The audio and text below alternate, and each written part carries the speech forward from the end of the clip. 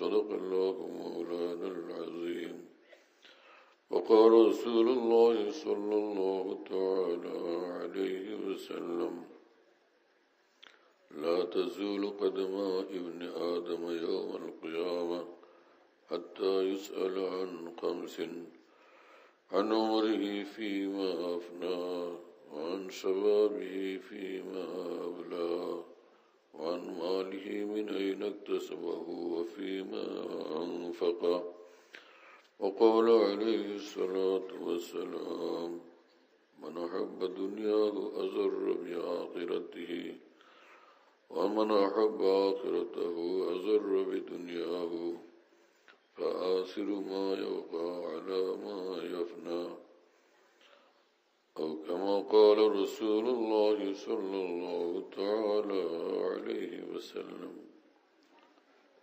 الله پاک جل جلالہ وعم نوالہ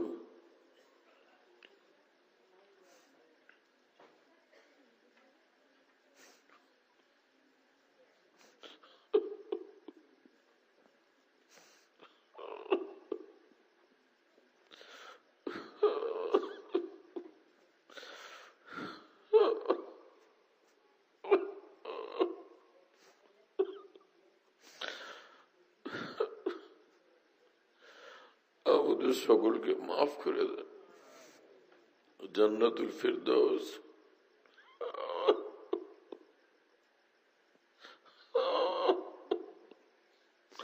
আমাদের জন্য মঞ্জুর করেন, জাহান্নাম থেকে আল্লাহ পাক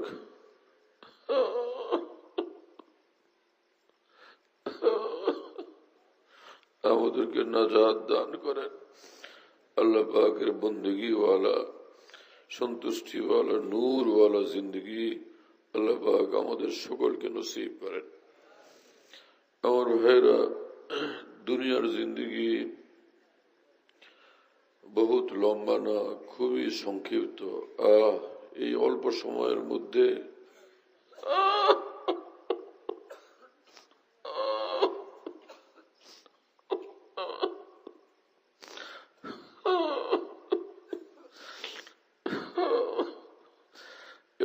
সময়ের মধ্যে অনন্তকালের জন্য লম্বা প্রস্তুতি গ্রহণ করতে হবে। আমার ভাইরা, জ্ঞানী মানুষ, বুদ্ধিমান মানুষ, কামিয়াব মানুষ তারা যারা এই দুনিয়াতে থাকে কিন্তু আখিরাতকে ভুলে না, আল্লাহকে ভুলে না, আর নিজের পায়ে নিজে কুড়াল মারে ওই সকল মানুষ যারা দুনিয়াতে থাকে কিন্তু লাগামহীন ভাবে বেফিকির থাকে, আখিরাতকে ভুলে যায়, আল্লাহকে ভুলে যায়। ভারতে এক বুজুর্গ ছিলেন হযরত মাওলানা শাহ মোহাম্মদ আহমদ সাহেব এলাহাবাদী রহমতুল্লাহ আলাইহ। তিনি বলতেন যে, প্রিয় মাওলা, দিলে মুজতরিব কা ये पैगाम है, तेरे बिन सुकून है ना आराम है। আমার প্রিয় মাওলা, আপনাকে ছাড়া কোনো শান্তি নাই, কোনো আরাম নাই। শান্তি আল্লাহ আপনার ইবাদতে, শান্তি আরাম এবং মজা আপনার বন্দেগীতে, শান্তি আরাম সিজদার মধ্যে, শান্তি আরাম এবং মজা জিকিরের মধ্যে। বাংলাদেশের বিখ্যাত হুজুর হযরত মাওলানা শামসুল হক ফরিদপুর রহমতুল্লাহ আলাইহি বলতেন,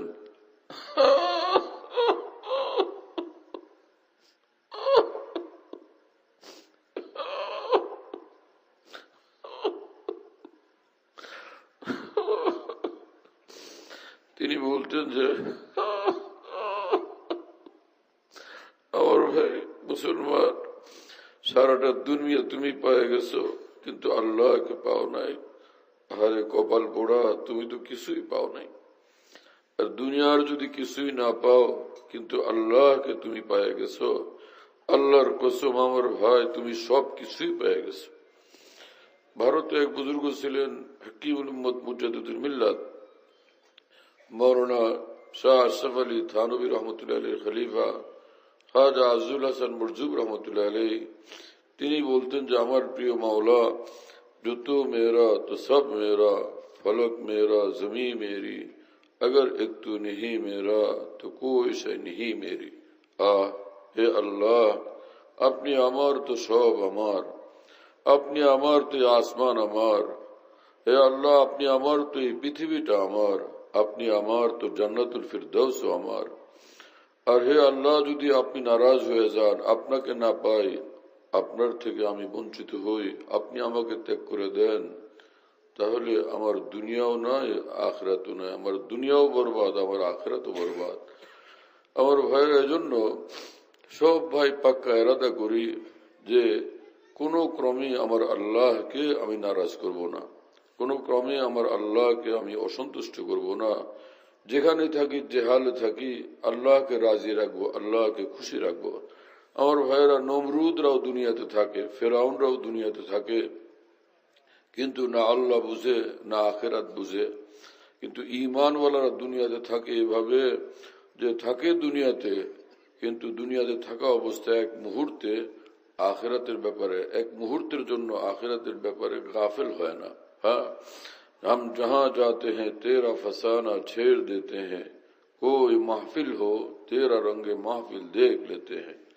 ईमान वाला नमाजे যায় তো আল্লাহর সঙ্গে থাকে, জিকিরে মশগুল হয় তো আল্লাহর সঙ্গে থাকে, দোয়ায় মশগুল হয় আল্লাহর সঙ্গে থাকে।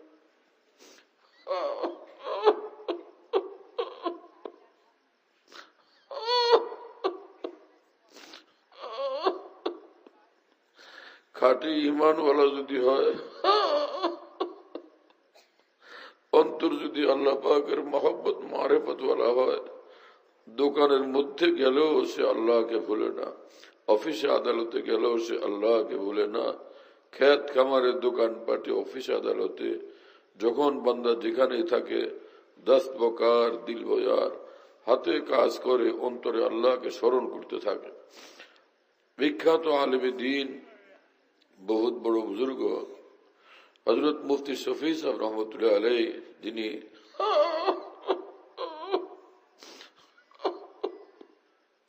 হযরত হাকিমুল উম্মত থানভী রহমতুল্লাহ আলাইহির খলিফা এবং বড় বড় কিতাবের লেখক, তাফসিরে মারিফুল কুরআনের লেখক, তিনি বলতেন, আমার ভাই, दुनिया को हाथ में रखना जायज, संदूक में रखना जायज, जेब में रखना जायज, लेकिन दिल में रखना नाजायज।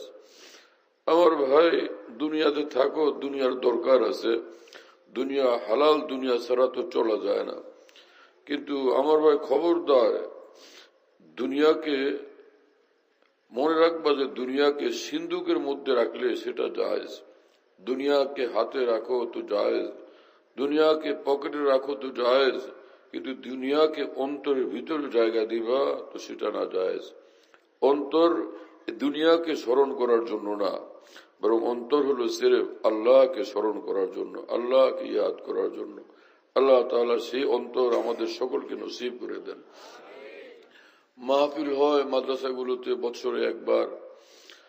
যদি এমন হইতো যে এলাকার মুসলমান ভাইয়েরা কয়েকদিন পর পর একত্রিত হওয়ার ব্যবস্থা করতেন, সপ্তাহে একদিন, না হয় কমপক্ষে মাসে একদিন, এখানে নিজেদের এলাকা ভিত্তিক এক জায়গাতে, এক মসজিদে, এক মাদ্রাসায় একত্রিত হইতেন, উলামায়ে দ্বীনের নিকট থেকে দ্বীনের কথা শুনতেন, আমার ভাইয়েরা কত না ফায়দা হইতো, কত নেকি হইতো, অন্তর নূরে একদম আলোকিত হয়ে যেত।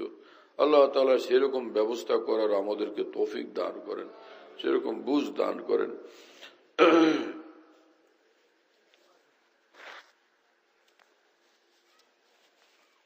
ভারতে এক বুজুর্গ ছিলেন, হযরত শেখ আব্দুল কুদ্দুস গঙ্গোহী রহমতুল্লাহ আলাইহি।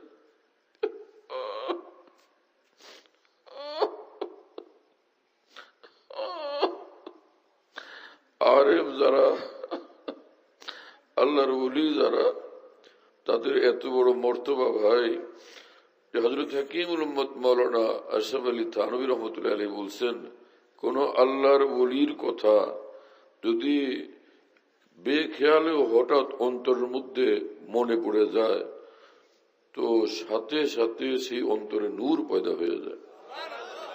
আমার ভাইয়েরা, আলেম ওলামারা দ্বীনের কথা তো বলেন,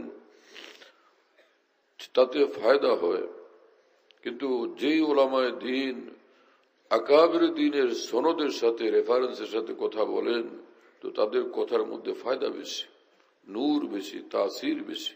আল ইসনাদু মিনাদ দ্বীন, আমাদের ওলামায়ে দ্বীন বলছেন আল ইসনাদ মিনাদ দ্বীন, যে আকাবের দ্বীনের রেফারেন্সে কথা বলা সেটা দ্বীনের গুরুত্বপূর্ণ বিষয়।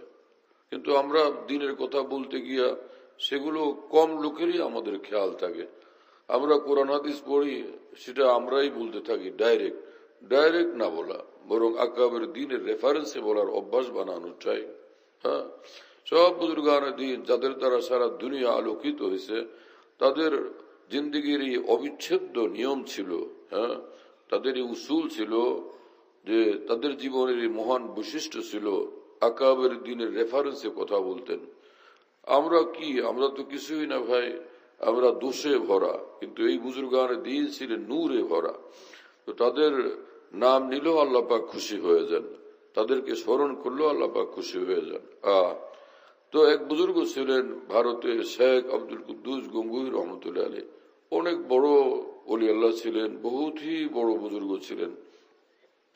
এতটা আখেরাতের ফিকির মহব্বত, আল্লাহর সঙ্গে এতটা তার মহব্বতের নেশাপূর্ণ সম্পর্ক, যে দুনিয়ার কাজকর্ম করা এটা তার কাছে মুশকিল লাগতো।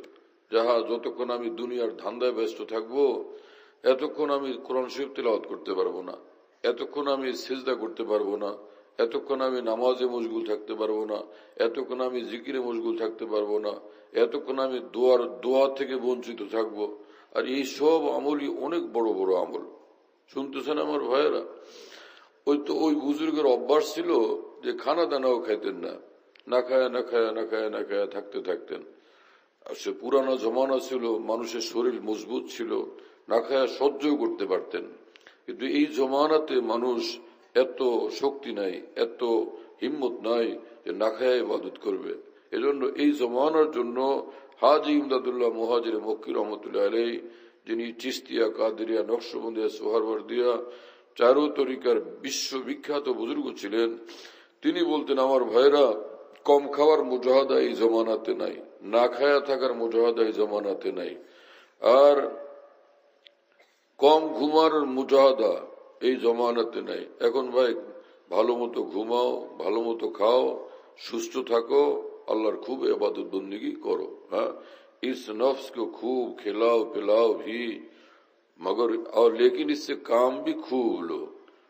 এটা বলছেন হাজী ইমদাদুল্লাহ মুহাজির মক্কি রহমতুল্লাহ আলাইহি। এই শরীরটাকে ভালো মতো খাইতে দাও, ফের ওর দ্বারা ইবাদত বন্দেগীর কাজও খুব আদায় করো। মধ্যখানে এটা এই জন্য বললাম যে যাতে এই বুজুর্গদের ঘটনা শুনে কেউ এরকম ওই পথে আবেগী প্রোগ্রাম না বানান। আমার ভাইয়েরা, আবেগী প্রোগ্রাম না, আমরা দুর্বল মানুষ। এই দুর্বল জমানার মধ্যে এতটুকু কাজ যদি করে হয়, যে হযরত হাকিমুল ইসলাম আল্লামা কারি তৈয়ব সাহেব রহমতুল্লাহ আলাইহি বলেন, শেষ জমানার মুসলমান ভাইরা, আপনারা খালি ফরজ ও ওয়াজিব আমলগুলো করবেন আর গুনাহ থেকে বাঁচবেন। এতটুকু কাজ যদি আপনারা করতে পারেন, তো নিঃসন্দেহে আপনারা এক একজন এই জমানার বায়জিদ বুস্তামি, এক একজন আপনারা এই জমানার জুনায়েদ বাগদাদি। শুনতেছেন প্রিয় বন্ধুরা? আমি আমার নিজ কানে শুনছি এই মহান আলেমে দ্বীনের এই কথা। অনেক বড় আলেম ছিলেন, বহুত বড় বুজুর্গ ছিলেন। আল্লাহ পাক আমাদেরকে এই বুজুর্গানে দ্বীনের এইরকম মূল্যবান হেদায়েতের উপরে আমলের তৌফিক দান করেন। আমার ভাইয়েরা, আমরা বলি তো হাজার হাজার কথা, ভালো ভালো কথা, কিন্তু আমাদের আমলে আছে খুব কম জিনিস। হ্যাঁ, আমাদের আমলের মধ্যে খুব কম। এখন পর্যন্ত তো আমাদের ব্যবহারটাও সুন্দর হয়নি, ভালো হয়নি। বিবির সঙ্গে ব্যবহার খারাপ, বাবার সঙ্গে ব্যবহার খারাপ, সন্তানের সঙ্গে ব্যবহার খারাপ, প্রতিবেশীর সঙ্গে ব্যবহার খারাপ, ভালো ব্যবহারই শিখি নেই। অথচ রাসূলুল্লাহ সাল্লাল্লাহু আলাইহি ওয়াসাল্লাম বলছেন, কিয়ামতের দিন হাসরের মাঠে সবচেয়ে ভারী যে আমলটা হবে সেটা হলো সুন্দর চরিত্র, সুন্দর ব্যবহার। শুনতেছেন প্রিয় বন্ধুরা? আকমালুল মুমিনিনা ঈমানান আহসানুহুম খুলুকান। সবচেয়ে বড় ঈমানওয়ালা তারা যাদের চরিত্র সবচেয়ে সুন্দর, সবচেয়ে উন্নত, তাদের দাম বেশি, তাদের মর্তবা বেশি মহান রব্বুল আলামিনের কাছে। সুন্দর চরিত্র এত বড় জিনিস যে রাসূলুল্লাহ সাল্লাল্লাহু আলাইহি ওয়াসাল্লাম বলেন যে এক মেয়ে খারাপ অভ্যাস, দেহ ব্যবসা, জিনা ব্যভিচারে লিপ্ত সর্বদা, তো কিন্তু মুসলমান পুরানা কোনো উম্মতের মধ্যে এই মেয়েটা এরকম নেহায়তি বদ অভ্যাসে অভ্যস্ত ছিল। কত ভয়ঙ্কর গুনাহগার সে, কত মারাত্মক গুনাহগার। একদিন রাস্তা দিয়া যাইতেছে কোথাও, ওই মেয়েটা দেখলো যে প্রচন্ড রোদের মধ্যে একটা কুকুর এই পিপাসার কষ্টে হাঁপাইতেছে, জিহ্বা বাইর করে হাঁপাইতেছে। মেয়েটার মায়া লাগলো, যা হা, এই কুকুরটার কত না কষ্ট। তো এখন কুকুরটা পানি পান করবে, ওখানে তো নদীও নাই, কুয়াও নাই, আর কি নদীও নাই, পুকুরও নাই, আছে গভীর কূপ। এই গভীর কুয়ার ভিতর থেকে সে পানি তুলবে কিভাবে কুকুর? তো মেয়েটা নিজের পায়ের মোজা, চামড়ার মোজা খুলছে। চামড়ার মোজা খুললে এটা বড় একটা পাত্রের মতো হয়, ওটার সঙ্গে নিজের ওড়না বাঁধছে। তারপরে সেই চামড়ার মোজা কুয়ার ভিতরে ফেলছে। সেখান থেকে এই মোজার ভিতরে যে পানি উঠলো, সেই পানি উঠায় মেয়েটা ওই কুকুরটাকে পান করাইছে। রসুল পাক সাল্লাল্লাহু আলাইহি ওয়াসাল্লাম বলেন, মহান রব্বুল আলামিন এই দৃশ্য দেখছেন যে বান্দি আমার গুনাহগার, কিন্তু সে আমার মাখলুকের সঙ্গে এত সদয় আচরণ করলো, তার প্রতি এতটা দয়া আর মায়া দেখাইলো। বাস এই মেয়েটার ইন্তেকাল হয়েছে।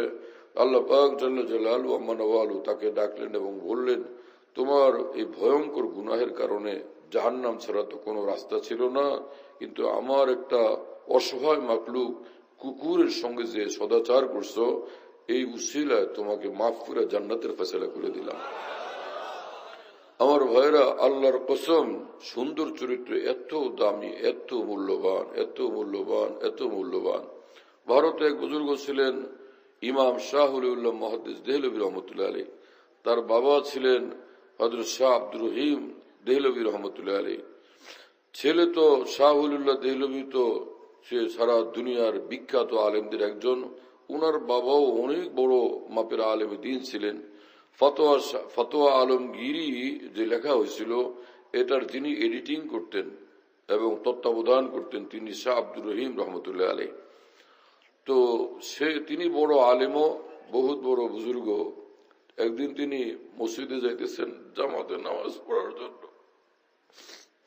রাস্তা কাদা ভরা ছিল, তো এতটা কাদা যে পার হয়ে যাওয়া মুশকিল, কাদায় পা ভরে যাবে, তো নামাজ পড়বেন কিভাবে? তো সেজন্য এক সাইডে একটু শুকনো জায়গা ছিল, ওই শুকনো জায়গাটা দিয়ে তিনি পার হওয়ার চেষ্টা করতেছিলেন। বিপরীত দিক থেকে একটা কুকুর আইসা ওখানে মুখোমুখি হয়ে গেছে। এখন হযরত চেষ্টা করতেছেন সামনে যাবেন, আর কুকুর চেষ্টা করতেছে এদিকে আসবে। কুকুর রাস্তা ছাড়ে না, আর রাস্তাটুকু এত সংকীর্ণ যে এছাড়া আর তো বাকি রাস্তা একদমই কাদা। তো তিনি তখন মনে মনে ভাবলেন যে, কুকুর, তোর তো নামাজও ফরজ না, জামাতও ওয়াজিব না, আমি মানুষ, আমার উপর নামাজ ফরজ, আমার মসজিদে যাওয়া দরকার নামাজ পড়তে, তুই আমার রাস্তা ছাড়লি না। সঙ্গে সঙ্গে মহান রব্বুল আলামিন সে কুকুরটার জবান খুলে দিছেন। কুকুর তখন বলে, হে আব্দুর রহিম, নিজেকে কি তুমি কুকুরের চেয়ে উত্তম মনে করো? এইভাবে কি জান্নাতে চাইতে চাও? এইভাবেই কি তুমি আল্লাহর ওলি হইতে চাও? শাহ আব্দুর রহিম রহমতুল্লাহ আলী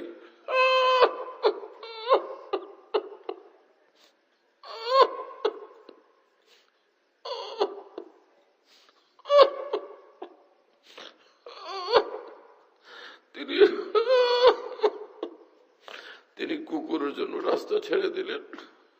কুকুর পার হয়ে চলে গেল। अजीब और मलाइक शरफ दास्तान के खुदरा बेअसक न बिन दास्तान। और भाईरा, যারা নিজেকে কুকুরের চেয়েও নিকৃষ্ট মনে করে, আল্লাহ পাক তাদেরকে ফেরেশতার চেয়েও ঊর্ধ্বের মর্তবা দান করেন।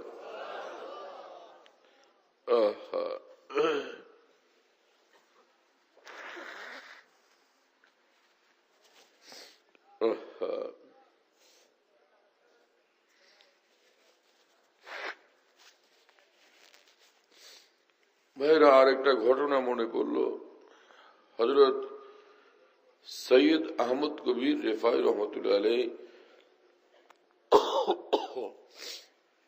এক বুজুর্গ ছিলেন, আলেম ছিলেন, বহুত বড় বুজুর্গ ছিলেন, আওলাদ রসুল। সৈয়দ মানি আওলাদ রসুল, রসুল্লাহ সাল্লাল্লাহু আলাইহি ওয়াসাল্লামের বংশধর ছিলেন। আহা, অনেক বড় মানুষ ভাই এই মানুষটা। এত বড় মানুষ যে ইমাম জালালউদ্দিন সুয়ুতী রহমতুল্লাহ আলাইহি আল খাসায়েসুল কুবরা কিতাবের মধ্যে লিখছেন যে এই সৈয়দ আহমদ কবির তিনি যখন মদিনা শরীফ গেলেন, তো ওখানে গিয়া রসুল পাক সাল্লাল্লাহু আলাইহি ওয়াসাল্লামের রওজা শরীফের সামনে দাঁড়াইলেন। তো তিনি সেখানে কবিতা পড়তেছিলেন রসুল্লাহ সাল্লাল্লাহু আলাইহি ওয়াসাল্লামের মহব্বতে। যে কবিতা দুনিয়াওয়ালা অথবা নাপাক জিনিসওয়ালা, হারাম জিনিসওয়ালা, সেই কবিতা নষ্ট, সেটা শোনা চায় না, তার লেখকের হবে বিপদ। আর যেই কবিতা ইমানের নূরওয়ালা, আল্লাহর মহব্বতওয়ালা, আল্লাহর জিকিরের নূরওয়ালা, সেই কবিতা প্রশংসনীয়, সেটা জান্নাতের সামান, জান্নাতের সম্বল। কথা বুঝতেছেন প্রিয় বন্ধুরা? এই বিষয়টাকে আমি বাড়াইতে চাই না, বস এতটুকুই বলি। হ্যাঁ, এটা এই জন্য বললাম যে কিছু লোক শের আশার কবিতা পড়লে মনে করে যে এটা ইমানের খেলাফ, এটা ইসলামের খেলাফ। যারা এরকম ধারণা করেন, আল্লাহর কসম কোরআন সুন্নাহর আলোকে তারা ভুলের মধ্যে আছেন। তাদের এই পথ থেকে ফিরে আসা উচিত। উম্মতের ততক্ষণ পর্যন্ত ভালাই নাই যতক্ষণ পর্যন্ত ওলামায়ে হকের উপরে, ওলামায়ে দ্বীনের উপরে উম্মতের আস্থা হবে না, সুধারণা হবে না, ততক্ষণ পর্যন্ত উম্মত ভালাই পাবে না। কারণ আল্লাহর নবীর সব আমানত রাসূলুল্লাহ সাল্লাল্লাহু আলাইহি ওয়াসাল্লাম দিয়ে গেছেন ওলামায়ে দ্বীনের নিকটে। শুনতেছেন প্রিয় বন্ধুরা? হ্যাঁ, তো হযরত সৈয়দ আহমদ কবির রেফাই রহমতুল্লাহ আলাইহি তিনি রওজা শরীফের সামনে গেলেন। এই ভাই, তোমরা এখানে কারা কথা বলো? তোমাদের কথার কারণে মাহফিলের ক্ষতি হয়। ভাই তোমরা আওয়াজ করো না, ওইদিকে ছেলেরা, এদেরকে ভাই কেউ সামলাও। তোমরা ভাই ওখানে আওয়াজ করো না।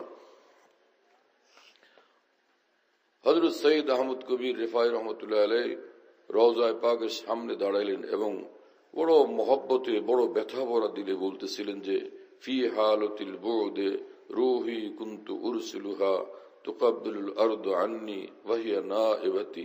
হে প্যারা রাসূল সাল্লাল্লাহু আলাইহি ওয়াসাল্লাম, দূরে ছিলাম, আপনার মহব্বতে ছটফট করতে থাকতাম।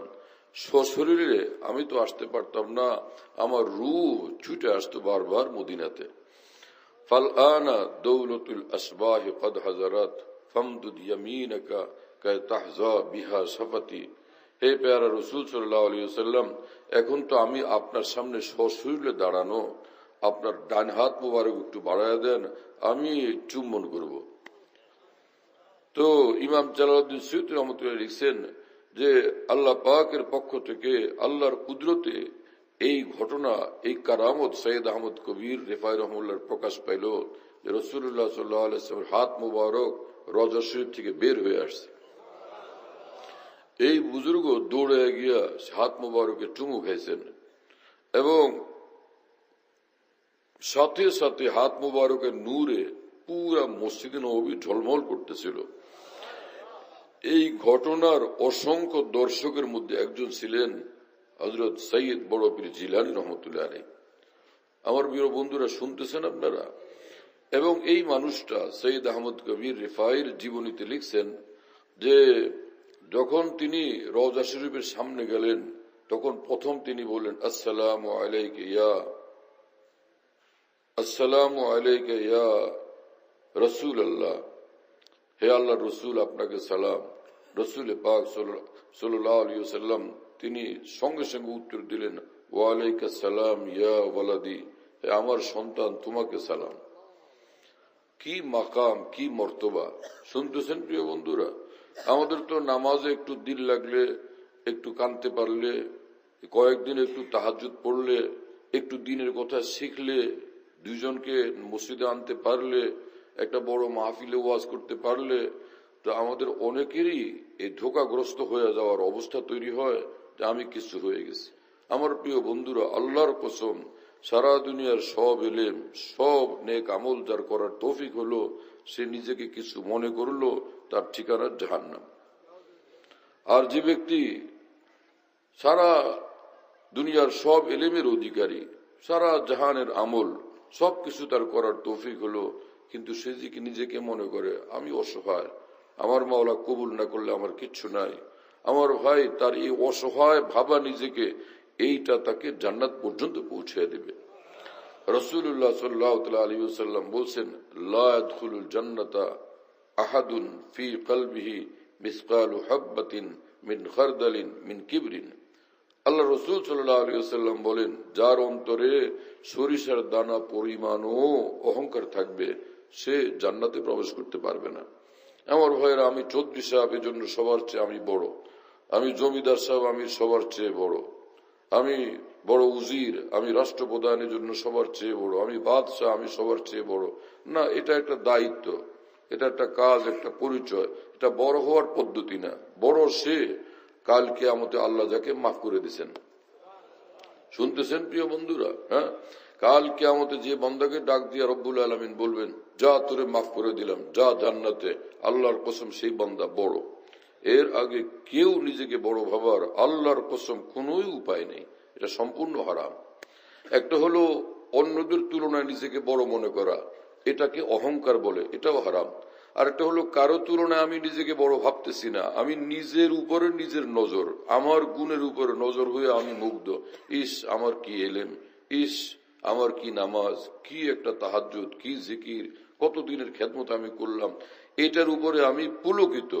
কি কথা বুঝুন নাই?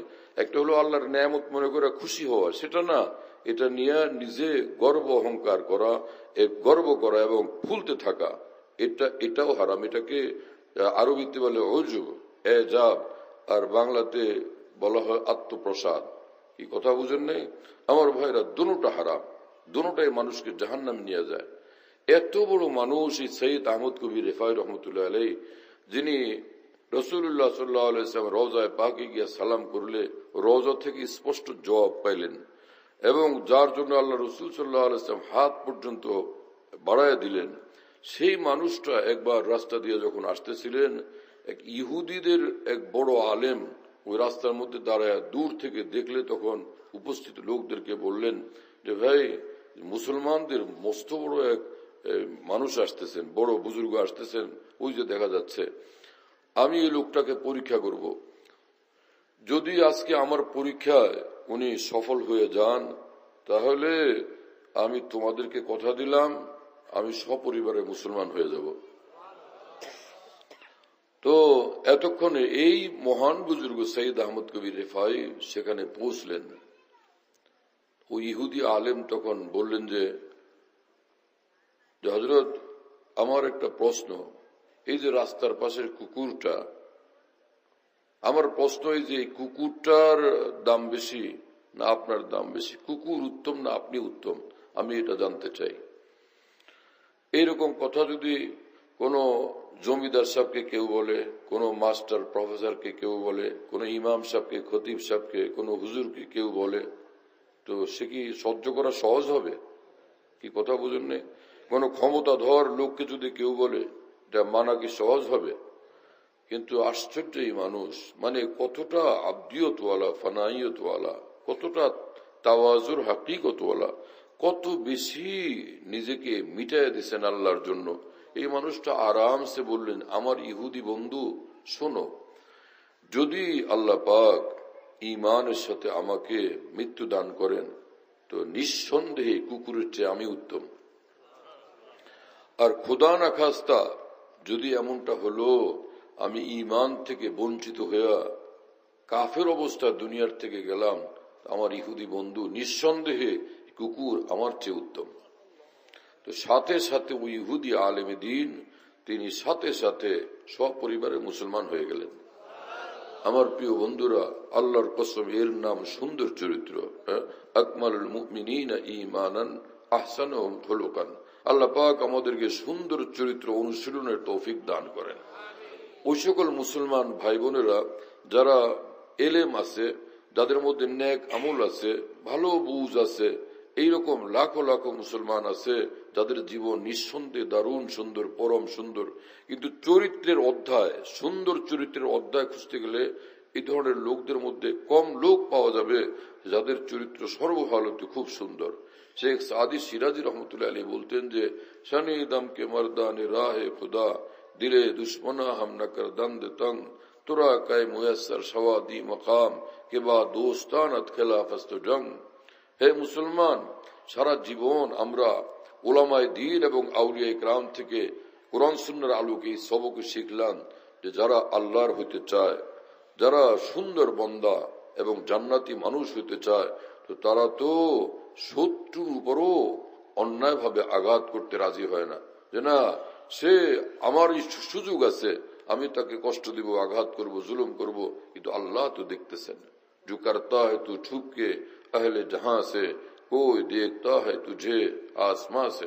আল্লাহ তো দেখতেছেন, আল্লাহ তো দেখতেছেন, হ্যাঁ না? আল্লাহ পাক আমাদেরকে বুঝ দান করেন, আল্লাহ পাক আমাদেরকে সমঝ দান করেন, হেদায়েতের কামেল নূর দান করেন। রাসূলুল্লাহ সাল্লাল্লাহু আলাইহি ওয়াসাল্লামের এক সাহাবী আবু মাসউদ আনসারী রাদিয়াল্লাহু তাআলা আনহু, তিনি তার নিজের গোলামকে মারতেছিলেন।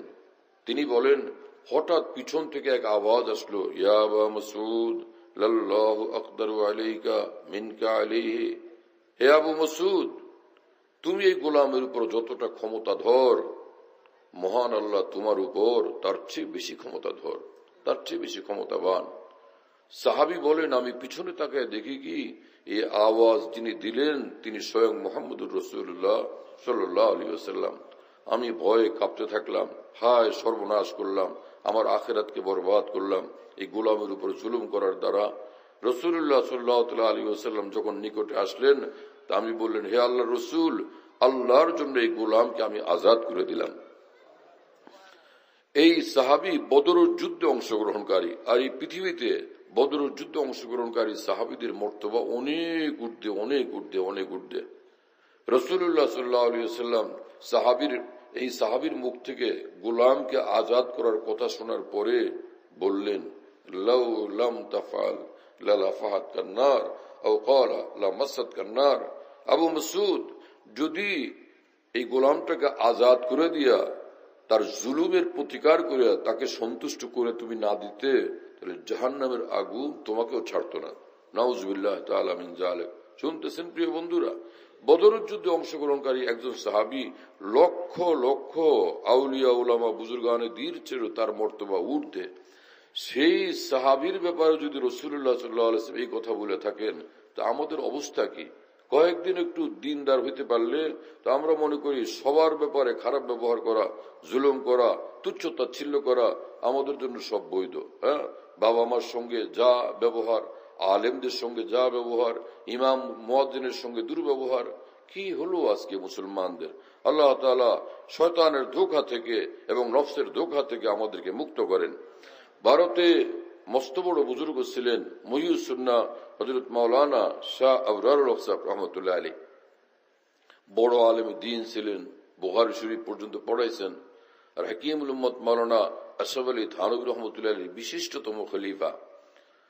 এই বুজুর্গ এক জায়গায় উজু করতে বসছেন। তিনি যেখানে যে আমল করতেন, নামাজ পড়তে থাকলে তো উনার নামাজ লোকেরা তাকায় তাকায় পালায় পালায় দেখতে থাকতো, কারণ তার প্রতিটি আমল ছিল একদম সুন্নত মোতাবেক, একদম শরীয়ত মোতাবেক। শুনতেছেন প্রিয় বন্ধুরা, তিনি উজু করলে সব মানুষ ভিড় করতো যে তিনি উজু করেন কিভাবে। একবার যে বাংলাদেশের ভৈরবে তিনি গেছেন এক দাওয়াতে, হযরতের উর্দু ভাষার বয়ানের আমি আলহামদুলিল্লাহ বাংলা অনুবাদ করতাম, সাথে সাথে থাকতাম আমি। তো ভৈরবে ওখানে হযরত উজু করতে বসছেন মসজিদের পাশে। তো আমরা এক গ্রুপ এমনি দাঁড়ায় দাঁড়ায় দেখতেছিলাম যে কিভাবে উজু করতে হবে। তো ওই যে উজুর কল আছে না, অধিকাংশ লোকের নিয়ম হলো মনে হয় এর থেকে ব্যতিক্রম, অধিকাংশ বললে কি হবে, অর্থাৎ 10,000 20,000-এর মধ্যে একজনও ব্যতিক্রম পাওয়া যাবে কিনা সন্দেহ। উজু করার সময় আমরা কলটা ছেড়ে দিলাম, পানি পড়তেই আছে, আর আমি মুখে পানি দিতেছি, ওইদিকে কলের পানি পড়তেই আছে, নাকে পানি দিলাম, ওইদিকে কলের পানি পড়তেই আছে। এরকম হয় না? আমাদের এরকম হয় কিনা? অথচ এসরাফ গুনাহে কবিরা, অপচয় কবিরা গুনাহ, কি কথা বুঝতেছেন ভাইরা? এই যে দীর্ঘ সময় পর্যন্ত আল্লাহর নেয়ামত পানিটা নষ্ট করা হলো, এটার জন্য আমি গুনাহগার হইতে থাকলাম, অথচ আমি পবিত্রতা অর্জন করতেছি। উজু মানে পবিত্রতা অর্জন করা, উজু মানে আল্লাহর দরবারে হাজির হওয়ার মতো পবিত্রতা এবং যোগ্যতা অর্জন করা। এই কোন ধরনের পবিত্রতা অর্জন যে ওই সময় গুনাহ অব্যাহত আছে, এত বড় গুনাহ চলতেছে, নাউজুবিল্লাহ। শুনতেছেন প্রিয় ভাইয়েরা? ওই মহান বুজুর্গকে দেখলাম যে তিনি বলতেছেন যে দেখো উজু কিভাবে করবা। ওই কলটা একটু খুললেন, পানি হাতে নিলেন, বাম হাত দিয়ে কলটা বন্ধ করে পানি চেহারা দিতেছেন, আবার কলটা খুললেন, আবার পানি হাতে নিলেন। তিনি বললেন যে হয় বদনা দিয়া উজু করো যাতে অল্প অল্প পানি ব্যবহার হয়, আর না হয় যদি কল দিয়া, লাইনের কল দিয়া উজু করো, তাহলে এইভাবে বন্ধ করো আবার খোলো, বন্ধ করো আবার খোলো, জরুরত পরিমাণ পানি তুমি নাও, না হলে কাল কিয়ামতে আল্লাহ পাকের কাছে তুমি হিসাব দিবে কিভাবে। এবং তিনি বলতেন, আমার ভাই মুসলমান, একটা মাত্র কবিরা গুনাহ জাহান্নামে নেওয়ার জন্য যথেষ্ট। নাউজুবিল্লাহ তাআলা মিন যালিক। কত গুনাহ আমাদের হচ্ছে ভাইয়েরা, দিন রাত বেদারসে গুনাহ আর গুনাহ। বিশেষ করে বহু লোকের মধ্যে অভ্যাস, কথায় কথায় গালাগালি, এটা গালি সেটা গালি, গালি মানুষের জিন্দেগি। যে রাস্তাঘাটে হাঁটা মুশকিল, এমন সব ভাষা বলে কানের ভিতরে একদম মনে হয় যে সীসা ঢেলে দেওয়া উচিত আমাদের। এত বিশ্রী ভাষায় মানুষ গালাগালি করতে থাকে, যেগুলো মুখে উচ্চারণ করা তো অসম্ভব, সে কানে শোনাও কঠিন বিষয়। এত বিশ্রী গালি দিতে মানুষ ব্যাপকভাবে অভ্যস্ত। নাউজুবিল্লাহ তাআলা মিন যালিক। এমনকি যে বাপ পর্যন্ত নিজের সন্তানকে নিম্নমানের ভাষায় গালি দেয়, যে গালি একটা ভদ্রলোক শুনলে আর কাউকে শুনাইতে পারবে না, যে সাক্ষী দেওয়ার জন্য, সাক্ষী হওয়ার জন্য, যে ভাই অমুক এই গালিটা দিয়েছিল তার ছেলেকে। কোন একটা সালিসি মজলিসে সে শুনাইতে পারবে না, ভাই আমাকে মাফ করেন আমি বলতে পারবো না। এত নিচু মানের গালি দিতে অভ্যস্ত বহু বাপ মা। এ বাস্তব কিনা অবাস্তব? আমার প্রিয় বন্ধুরা, আল্লাহর কসম, এটা ইমানই জিন্দেগি না, এটা ইসলামী জিন্দেগি না। বলি তো আমরা ইমানের দাওয়াত দেই, আমরা ইসলামের দাওয়াত দেই, আমরা নামাজের দাওয়াত দেই, হ্যাঁ না? কিন্তু আমাদের ভাইয়েরা, যে মুসলমান যখন খাঁটি মুসলমান হয়, তো সেই মুসলমানের জিন্দেগিটা, তার চাল চলনটা 24 ঘন্টা দাওয়াতের কাজ করতে থাকে, 24 ঘন্টা দাওয়াতের কাজ করতে থাকে। যেমন মনে হলো তো ছোট্ট একটা বিষয়, দেখো ভাই, মৌলানা আবরার আফসার রহমতুল্লাহর কথা ইয়াদ রেখো তো। হ্যাঁ, মোহাম্মদ বিন কাসিম রহমতুল্লাহ আলাইহি, হাজ্জাজ ইবনে ইউসুফের যে জামাতা মোহাম্মদ বিন কাসিম রহমতুল্লাহ আলাইহি বহুত বড় মানুষ ছিলেন। তিনি সিন্ধু বিজয়ের জন্য যে অভিযান পরিচালনা করলেন, সেখানে যে সৈন্যদেরকে পাঠাইলেন, তাদেরকে তিনি বললেন যে হে আমার সৈন্যরা, তোমরা শুনো, ওইটা হিন্দুদের এলাকা, সিন্ধু হিন্দুদের এলাকা, সেখানে তোমরা যখন যাবে তো খবরদার কোনো একটা মেয়ের দিকে যদি চোখ তুলে দেখো, আমি চোখ উপড়ে ফেলবো। আর যদি কারো মাল অন্যায়ভাবে হাতে ধরো, আমি কবজি থেকে হাত কেটে ফেলবো। এমন ভাবে হুঙ্কার দিলেন, এমন তিনি ধমক দিলেন, তাদেরকে নসিহত করলেন, বুঝাইলেন। পরে সে মুজাহিদদেরকে পাঠাইলেন। ওইদিকে ওই এলাকার হিন্দুরা করলো কি, যে তারা এটা জানতো যে যারা জিনা ব্যভিচারে লিপ্ত হয় তারা বিজয় লাভ করতে পারে না, সুন্দরী নারীর প্রেমে আক্রান্ত হয় তারা বিজয় লাভ করতে পারে না। হযরত হাকিমুল উম্মত থানভী লিখছেন যে শাহওয়াতের গুনাহে যে লিপ্ত হয়, তো সুজাত যে তার ভিতরে থাকে না, যে নাকি কাম রিপুর দ্বারা তাড়িত জিনা ব্যভিচার ইত্যাদিতে আক্রান্ত হয়ে যায়, তো একজন মুমিন সুলভ যে বীরত্ব, সেটা থেকে একদম সে বঞ্চিত হয়ে যায়, সেটা তার থেকে লোপ পাওয়া যায়। কথা বুঝতেছেন ভাইরা? তো মোহাম্মদ বিন কাসিম রহমতুল্লাহ আলাইহির এই সৈন্যরা যখন সিন্ধুতে প্রবেশ করেন, তো দুই সারিতে সুন্দরী যুবতী মেয়েদেরকে সে রাজা দাহির ওখানে রেখে দিছে, যে এদের প্রেমে পড়লে, এদের দিকে তাকাইলে, এদের সঙ্গে গুনাহে লিপ্ত হয়ে গেলে নিশ্চয় ওরা পরাজিত হবে। কিন্তু মুসলিম সৈন্যরা যখন ভিতরে প্রবেশ করলেন, তো একটা মেয়ের দিকে একবার তাকায় দেখেন নাই। আর প্রচন্ড ক্ষুধার্ত অবস্থায় তারা কারো দোকান থেকে এক বিন্দু মাল নিজের হাতে স্পর্শ করেন নাই। এই দৃশ্য দেখার পর রাজা দাহির এবং তার লোকেরা সিদ্ধান্ত নিল যে এদের সঙ্গে কোনো ক্রমেই পারা যাবে না। শহরের চাবি তাদের হাতে তুলে দিলেন, আমরা আত্মসমর্পণ করলাম, আমরা তোমাদের সঙ্গে কোশ্চিনকালেও পারবো না। বিনা যুদ্ধে তারা বিজয় লাভ করলেন। শুনতেছেন প্রিয় বন্ধুরা, একে বলে ইসলামের সুন্দর চরিত্র। ওয়ালা তাহিনু ওয়ালা তাহজানু ওয়া আনতুমুল আলাউনা ইন কুনতুম মুমিনিন। আল্লাহ পাক জাল্লা জালালুহু ওয়া মানাওয়ালু পবিত্র কোরআনে বলেন, তোমাদের মনোবল হারানোর কোনো কারণ নাই, টেনশন করার কোনো বিষয় নেই। তুমি সুন্দর কামেল পূর্ণাঙ্গ ঈমানের জিন্দেগি নিয়ে আগায় আসো, আমি আল্লাহ আসমানি সাহায্য দ্বারা তোমাদেরকে কামিয়াব বানায় দেব। কিন্তু আমরা সারা দুনিয়ার সব নষ্টামিতে লিপ্ত অবস্থায় আমরা বলতে থাকি যে কি হলো যে ইহুদি খ্রিস্টানরা বিজয়ী হলো, আমরা মুসলমানরা পরাজিত কেন হলাম? ডক্টর ইকবাল মরহুম এর উত্তর দিয়ে বলছিলেন যে মঞ্জিলে দার সে ওটু কে হুদি খান গয়ে আপনি বগলু মে দবায়ে হুয়ে কুরআন গয়ে। হে মুসলমান, তোমরা আজকে বলো দুনিয়াতে দিক বিদিকে আমরা এরকম লাঞ্ছিত এবং পরাজিত কেন? তোমার সেই কারণ তুমি নিজেই। সেই মুসলমান কোথায় যে মুসলমান তার বুকে ছিল কোরআন, জীবন ছিল কোরআনের আলোকে, সর্বক্ষেত্রে একদম আলোকিত। সেই মুসলমান যখন ছিল পৃথিবীতে, আসমান থেকে তাদের জন্য সাহায্য আসছে ফেরেশতার মাধ্যমে। আজকে তোমরা মুখে মুসলমান, কিন্তু কর্মে এবং আমলে, চরিত্রে এবং জীবনে তোমাদের সেই ইসলাম কোথায়? আল্লাহ তাআলা সেই রকম মুসলমান হওয়ার জন্য আমাদেরকে কবুল করেন এবং তৌফিক দান করেন। আমি বলতেছিলাম যে ভারতের এই মহান বুজুর্গ মুহিউদ্দিন মাওলানা শাহ আবরার সাহেব রহমতুল্লাহ আলাইহির এক আশ্চর্য ঘটনা। তিনি এক জায়গায় ভারতে উজু করতে বসছেন, তো উজু করতে বসে গেছেন, আবার বদনাটা নিয়ে সেখান থেকে উঠলেন, আর এক জায়গায় গিয়ে বসলেন। অথচ তিনি একদমই বেশি শেষ বয়সের বয়োবৃদ্ধ মানুষ, অত্যন্ত বার্ধক্যের কারণে শরীরটা জর্জরিত, দুর্বল। এই মানুষটা এক জায়গায় বসা, সেখান থেকে উঠা অনেক কষ্টকর, কিন্তু উঠলেন সেখান থেকে, দূরে গিয়ে এক জায়গায় উজু করতে বসলেন, আবার বদনা রাখলেন, আবার তিনি সেখান থেকে উঠলেন বদনা সহ, আর এক জায়গায় গিয়া ফের ওখানে তিনি উজু সম্পন্ন করলেন। উজু সমাপ্ত হওয়ার পরে উপস্থিত লোকজন এই মহান বুজুর্গকে জিজ্ঞাসা করলো, হযরত জি, আপনি বৃদ্ধ মানুষ, এক জায়গা থেকে উঠতে আরেক জায়গায় যাইতে আপনার কত কষ্ট, আরেকজন আপনাকে সহযোগিতা করতে হয়, কিন্তু উজুর জন্য আপনি কয়েকটা জায়গা পরিবর্তন করলেন, এটা কি রহস্য? আমরা তো বুঝতে পারিনি। এই মহান বুজুর্গ বললেন যে আমার ভাইরা, প্রথম যে জায়গাটা আমি বসছিলাম ওখানে দেখলাম কি অনেকগুলো পিঁপড়া দল বাঁধা আছে, তো আমি যদি উজু করি এই পিঁপড়াগুলোর কষ্ট হবে। আরেকটা বিষয় হলো, পিঁপড়াদের ধর্ম হলো ওরা ঐক্যবদ্ধভাবে দলবদ্ধভাবে থাকে, পরস্পর বিচ্ছিন্ন হয় না, সব আত্মীয় স্বজন একসাথে থাকে। আমার উজুর পানির কারণে ওরা পরস্পর বিচ্ছিন্ন হয়ে যাবে এবং ওদের কষ্ট হবে, তো সেজন্য আমি পিঁপড়ার যাতে কষ্ট না হয় তো জায়গা পরিবর্তন করলাম, আরেক জায়গায় উজু করতে বসলাম।